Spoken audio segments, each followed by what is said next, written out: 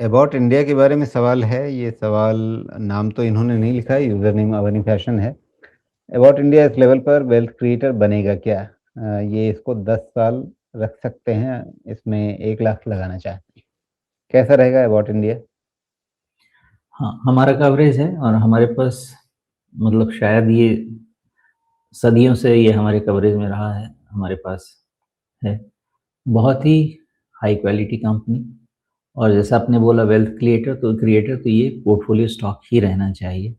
जैसे अब देखिए ना, ये भी 40 टाइम का है, बट ये आरओई बहुत अच्छा जनरेट करता है। डेट है नहीं अबाउट इंडिया के पास, और मोस्टली मैंने यही देखा है कि इसका 40 टाइम के आसपास वैल्यूएशन सपोर्ट हो जाता है, तो उतना ज़्यादा रिस्क इस लेवल पे लगता तो नहीं है मुझे। अब आती है बात कि इनका ग्रोथ कैसा है, तो आप खुद ही देख लीजिए लास्ट क्वार्टर में थोड़ा सा तो है खराब ग्रोथ, बट अगर इसका ईयरली ग्रोथ देखा जाए तो ईयरली ग्रोथ रफली ये 10% के आसपास का सपोर्ट कर लेते हैं सेल्स में।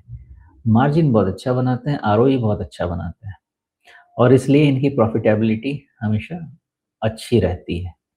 तो अब देखिए 1700-1800 करोड़ पे भी ये 400 करोड़ के ऊपर का प्रॉफिट बना रहा है, जो कि पहले लेस देन 375 करोड़ के प्रॉफिट बनाते थे। तो इम्प्रूवमेंट अच्छी है, ऑपरेशनल एफिशिएंसीज भी ये लेके आ रहे हैं। मार्जिन सीधा का सीधा लास्ट क्वार्टर रिजल्ट में 3 परसेंटेज पॉइंट जंप है। तो जैसा आपने बोला कि 10 साल का, तो जी होना भी चाहिए। 10 साल के लिए कोई दिक्कत नहीं होनी चाहिए। बाकी कंपनी सर्वाइव करे ना करे वो मुझे नहीं पता, लेकिन हाँ, जिस तरह का पेडिग्री है, 10 साल का पोर्टफोलियो स्टॉक ज़रूर होना चाहिए, वेल्थ क्रिएटर रहना चाहिए। बट आपको इससे मार्केट रिलेटेड रिटर्न की ही एक्सपेक्टेशन रखनी चाहिए। अगर आपको ऑन एन एवरेज समझ लीजिए कि 15% का सीएजीआर चलेगा अगले 5 साल के लिए, then this will be a stock to look at. Because हो सकता है किसी साल आपको ये फ्लैट रिटर्न दे या नहीं दे, और किसी साल ये 30% निकल के चला जाए। वैसे इसकी चाल होती है। जी। जब ये 10 साल की बात पूछ रहे हैं तो कम से कम पिछले 5-7 साल का चार्ट यहाँ पे देख लेते हैं। ऐसा ही आगे चलेगा क्या? नंबर्स तो अच्छे दे रहे हैं ना राजू जी, और इनका प्रोडक्ट पोर्टफोलियो है भी अच्छा, तो किसी तरह का इश्यू तो लगता नहीं है। एस्टैब्लिश्ड ब्रांड नेम है, बहुत पुरानी कंपनी है, एमएनसी है, तो कोई वैसा इश्यू तो नहीं है। जी। हाँ, लेकिन कुछ समय से इनका जो मुनाफ़े का मामला है वो अटका हुआ था। आप सितंबर 2024 से लेके अभी जून 2025 तक का मामला देखिए तो वही लगभग साढ़े 360 करोड़ रुपए के आसपास का इनका मुनाफ़ा लटका हुआ था। इस बार इन्होंने थोड़ा-सा वापस मुनाफ़ा बढ़ाने का एक हिसाब दिखाया है और वो सीधे-सीधे मार्जिन बढ़ने से आया है।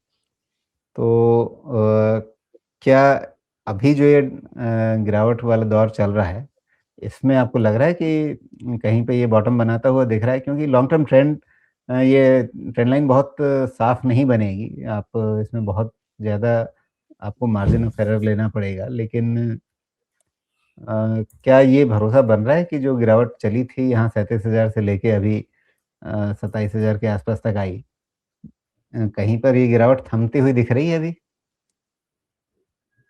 मेरे अंदाजे से तो थम जानी चाहिए। ये बात आपने सही कहा कि एकदम क्लियर कट स्टॉप लॉस तो इसमें नहीं बनना चाहिए और नहीं बन पाएगा।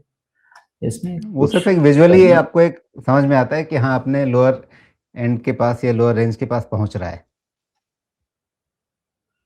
हाँ, इसमें एक थोड़ी बहुत रिट्रेसमेंट थ्योरी लग भी सकती है, लेकिन वो भी उतनी सटीक नहीं लगेगी, बिकॉज़ इसका चार्ट उतना ऐसा क्लीन नहीं है कि एक सही जगह का स्टॉप लॉस लिया जा सके। बिकॉज़ जो क्लियर कट सपोर्ट आएगा वो 26,000 के पास आएगा।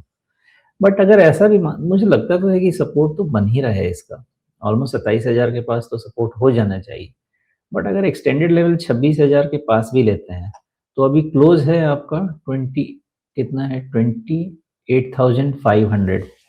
26,000 मतलब 2,500, यानी 10% नीचे, यानी 40 टाइम की जगह ये चला जाएगा 36।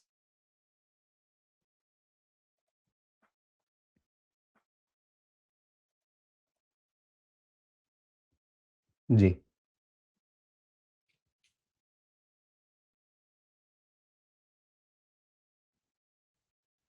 लगता है सोमेश जी से संपर्क इधर टूटा है। सोमेश जी स्थिर हो गए हैं स्क्रीन पे। तब तक वो जो बात कह रहे थे इसका रिट्रेसमेंट देखने की, तो वो यहाँ पे रिट्रेसमेंट हमने मंथली चार्ट पर लगा कर के देखने की कोशिश की है। तब तक उम्मीद करते हैं कि सोमेश जी वापस आ जाएँगे। तो ये रिट्रेसमेंट अगर आप शुरू करते हैं 2017 के स्तरों से, लगभग मोटा-मोटी 4000 या 3800 के आसपास, 3900 के आसपास से, तो फिर ये शेयर पहुँचा था अभी 37,000 के ऊपर। सोमेश जी फिलहाल अभी वापस रिकनेक्ट करेंगे। तो वहाँ से अगर आप इस रिट्रेसमेंट को देखें तो 23.6% रिट्रेसमेंट तो बनता है लगभग 29,000 के आसपास, जो कट चुका है। तो यहाँ से नीचे आने पर फिर आपको 38.2% रिट्रेसमेंट जो 24,000 के आसपास बनता है, वो स्तर हमें मिलता है। लेकिन इससे पहले अभी ज़िक्र कर रहे थे कि 26,000 के आसपास भी एक सपोर्ट बन सकता है। हो सकता है रिट्रेसमेंट उन्होंने थोड़ा-सा कहीं अ, अलग पॉइंट से शुरू किया हो। लेकिन फिलहाल जो मैं यहाँ पे देख पाया वो ये रिट्रेसमेंट यहाँ 2017 के अप्रैल से शुरू किया जाए तो एक बार को ठीक लगता है। अभी सोमेश जी वापस जुड़ गए हैं। जी। सोमेश जी स्वागत है आपका फिर से। तो सॉरी। अ, अभी जब आप अंतर्ध्यान हुए थे उस बीच में मैंने ये रिट्रेसमेंट लगाया है, और पहले तो ये बताइए कि ये रिट्रेसमेंट मंथली चार्ट पे ठीक लग रहा है या और नीचे से शुरू करना चाहिए? रिट्रेसमेंट ठीक है राजीव जी, लेकिन इसमें अभी कुछ भी काम नहीं करेगा। इसमें जी, मैंने एबट में तो बहुत लंबे समय से, मुझे तो लगता है कि 10 साल से तो ऊपर हो गए होंगे मुझे इसको जी, देखते-देखते। 10 साल मतलब 2014 के आसपास की बात है ना? हाँ, करीब-करीब, क्योंकि जैसे मैंने बोला सदियों से इसके साथ हूँ मैं। तो उसमें आपका रिट्रेसमेंट कभी भी बहुत सही तरीके से काम नहीं करता है। इसमें आपके ये जो ट्रेंड लाइन है ये काम करते हैं विथ सम डेविएशन, और ट्रेंड लाइन का डेविएशन ऐसा है कि मुझे लगता है कि ये जो लो बना है, क्या है वो 27,400, लग नहीं रहा है कि 27,400 वाला लो टूटना चाहिए, लग तो नहीं रहा। जी। ओके।